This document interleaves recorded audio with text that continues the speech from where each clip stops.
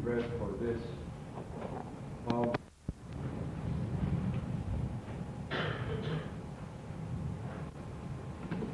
my beloved people, the weather might be quite distracting, I'm sure, but we shall do the best we can.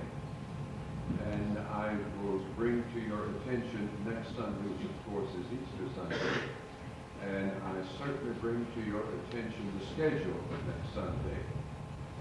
That Mass will be in this chapel here at 9 o'clock, and that it will also be in Birmingham at 9 o'clock.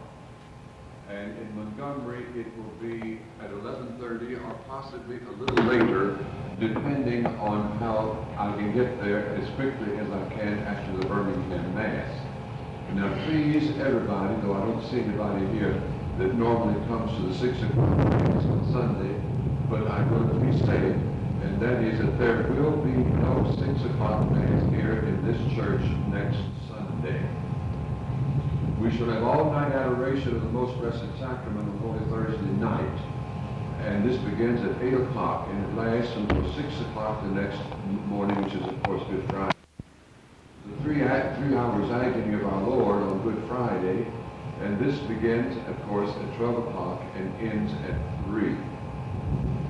Good Friday is a day of solemn fast and abstinence, and no one, unless seriously excused, is bound to observe this fast on Good Friday, and also the abstinence. It is a serious obligation.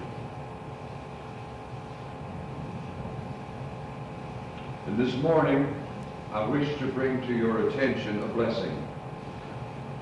And that is by the blessing and grace of Almighty God, last Wednesday, which was the 23rd day of March, our own Frater Michael and Frater Sebastian were ordained to minor orders. And this is for us, the first giant step that we've taken, the really giant step, because we are now facing the priesthood face to face. And hopefully within a year, or thereabouts, approximately a year, with the grace of God and all things being equal, we will have 2 young men ordained to the Holy Priesthood. And no one can doubt what kind of a step we've taken. And you must, everyone, pray for this. Pray that Almighty God will give us this blessing, and that nothing will go wrong, and that it will be done with all the peace and quiet that such an occasion demands. In the name of the Father, and the Son, and the Holy Ghost. Amen.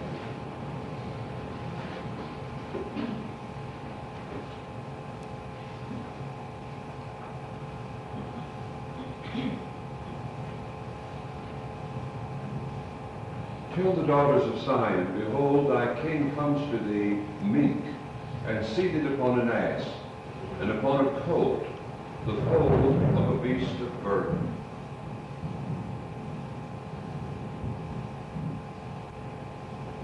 At one time or another, the thought occurs to us that we need be humble. But do we really appreciate what humility really demands of us? Apparently not, because the feeling of humility comes and goes depending on the circumstances of the moment. And also, the spirit of humility seems to take a back seat if someone other than myself or ourselves would indicate or demonstrate that we are not humble. How do we take it when we are reminded that we are not humble? How do we take it when we are reminded that we do not really follow in the footsteps of our blessed Lord and Savior, Jesus Christ, whom we say that we love dearly, whom we say that we admire and imitate.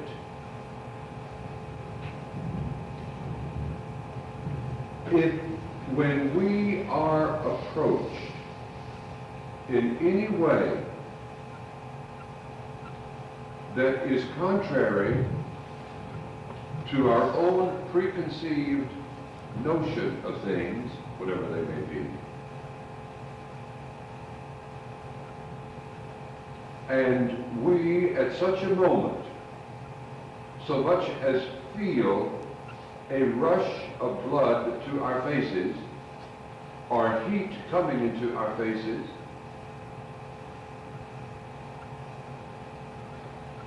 my beloved people, we need to go and study about humility just a little bit more.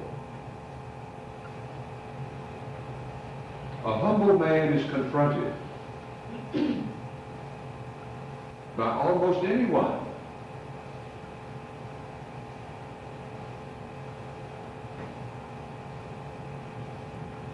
and accepts it in the way that our blessed Lord accepted when it was said to him, his blood be upon us and upon our children.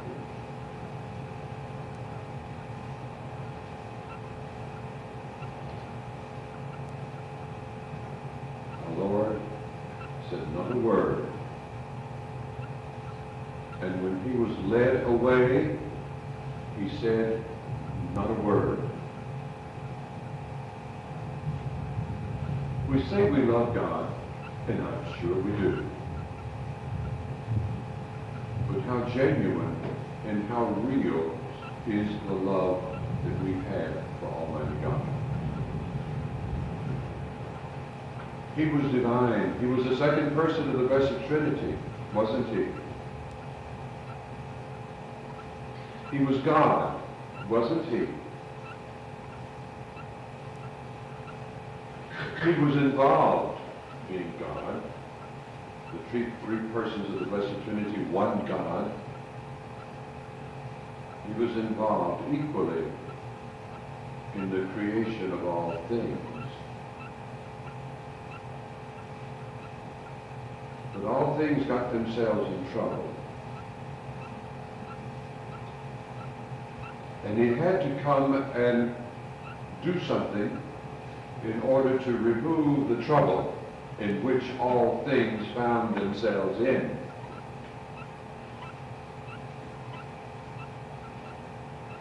And as a token of appreciation, all things spat in his face and dragged him up a mountain and nailed him to a piece of wood. That was the gratitude of all things. But he was God, and to all intents and purposes, and to all who might have viewed him, and if you yourselves had been, if we, I should say, not you, but we, if all of us had been present at that awful moment, might we not have been involved in thinking him to be a complete failure and a fraud?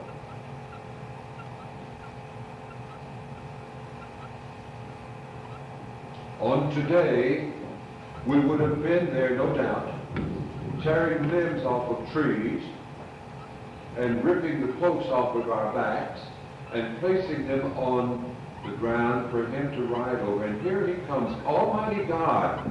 He was, or is, I should say, Almighty God himself, coming in on the lowly, riding on the back of a lowly beast.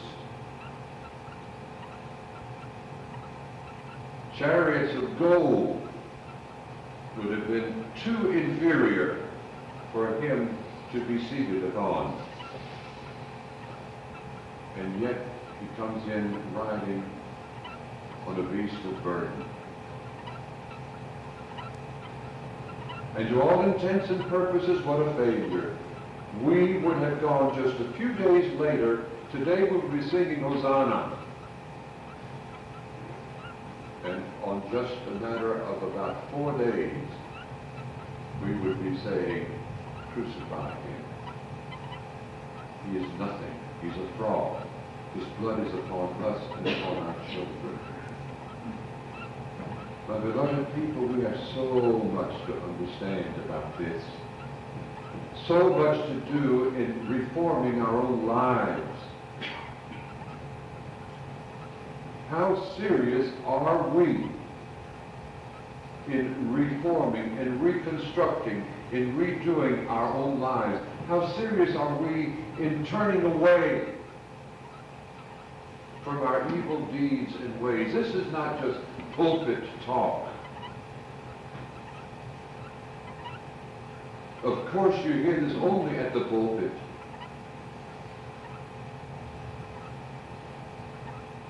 But how serious are we in trying to comprehend what this is all about? Remember the 3 questions that we have to answer to ourselves, lest perhaps we go crazy. And those who refuse to answer these questions, or who haven't got enough courage to answer these questions, how troubled we are. Where did we come from? And why are we here? And where are we going? And unless and until we come to a complete understanding of these 3 questions, and unless we come and until we come to grips with them, and unless and until we do something about these questions, don't let us speak in terms of comprehending what is going to take place in 4 to 5 days from now.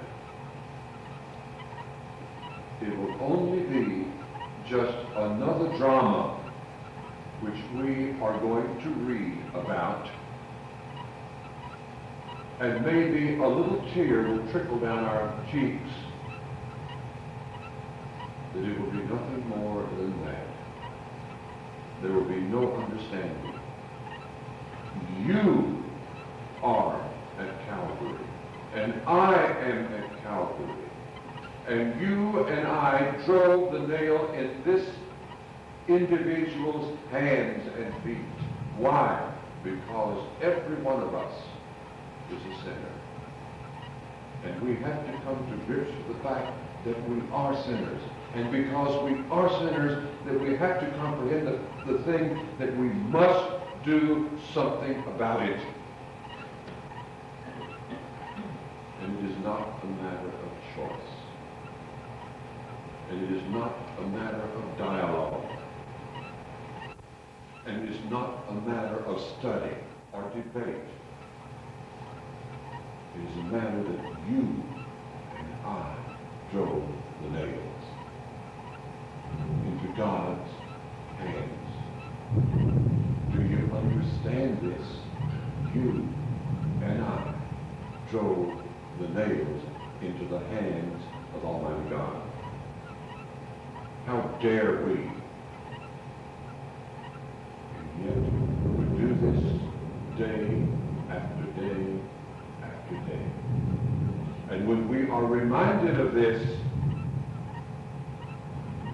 we are resentful, or we simply close our eyes and say, don't speak to me of this, I don't want to hear it.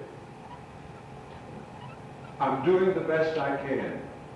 But beloved people, the best I can is not good enough.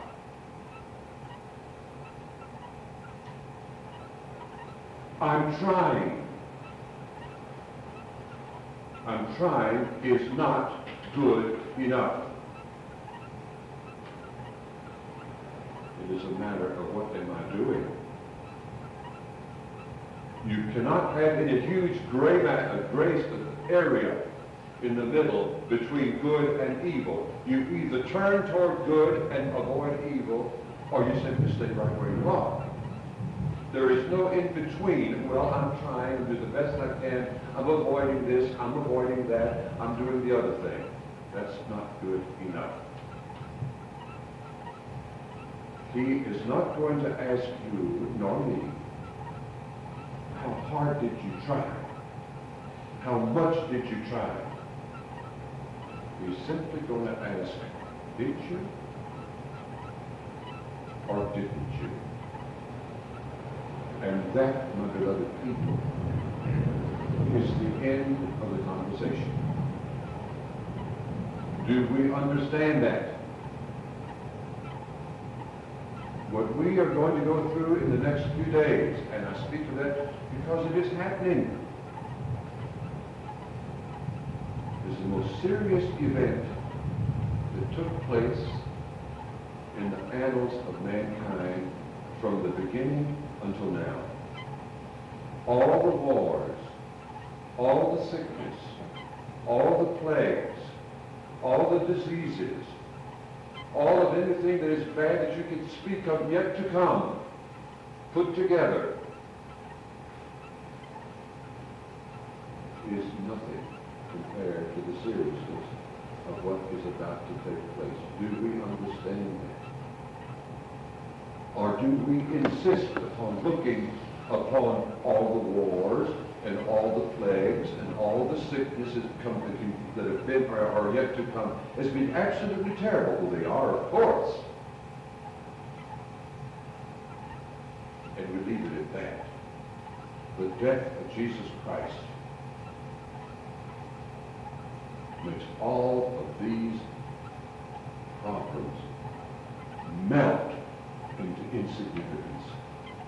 Can we understand that? No. So let us pray that during these next few days we will have enough courage to be able to go off to ourselves and to ask the question, what am I doing that is worthy of Jesus Christ? What softness can I give him when he is hanging on the cross? There is nothing romantic about hanging on the cross. Imagine the nails, imagine the pain, imagine the precious thorns, imagine the thirst, imagine the body tremors that were going on. Imagine the heaving that was going on. And remember that he had been scourged and was full of wounds, bleeding, hurting wounds. And imagine the torture of the flies.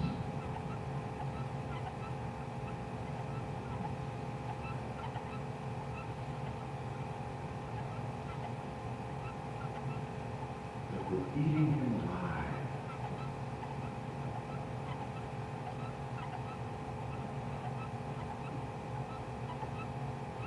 My beloved people, we don't have any idea that it was all about. And he did it. Why? Because he wanted to save you and you and you and me and you. In order to pay the ransom that you and I, are for you and me, because you and I simply could not and did not have the strength sufficient to turn away from this to do this. Isn't that simple?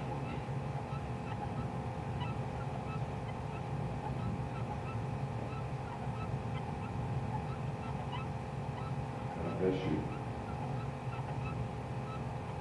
And I hope that you have a magnificent Easter. I wish this. I was going to say it at the time. I do not know what the weather will allow me to do. At the present moment, it doesn't look too promising. We went to a lot of work and a lot of trouble to prepare the church for you to go into if you wanted to go see it. You can. If you do, there's the front steps are half finished. They're safe. Just watch your step if you go up there. Once you get inside the church, you're all right. It's safe, but be careful. Watch your step going up. Watch your step coming down. If you don't go over there, that's perfectly all right. But if you're interested in if the weather allows you, then go for it.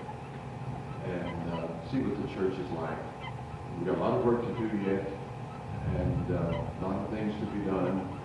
And I apologize for the condition of the ground. Of course, construction is construction. And pray for us. There are other things in the making. I will not tell you about them just yet until they become a little bit more certain. But there are other great things in the making that will make your hair stand on edge. So we need all the help we can get, because in doing all of this, you can be sure that we find ugly footsteps all over the place every morning. That he downstairs in the fires is not at all happy about what we're trying to do. So you pray that those ugly footsteps be washed away by the rain before we get up every morning.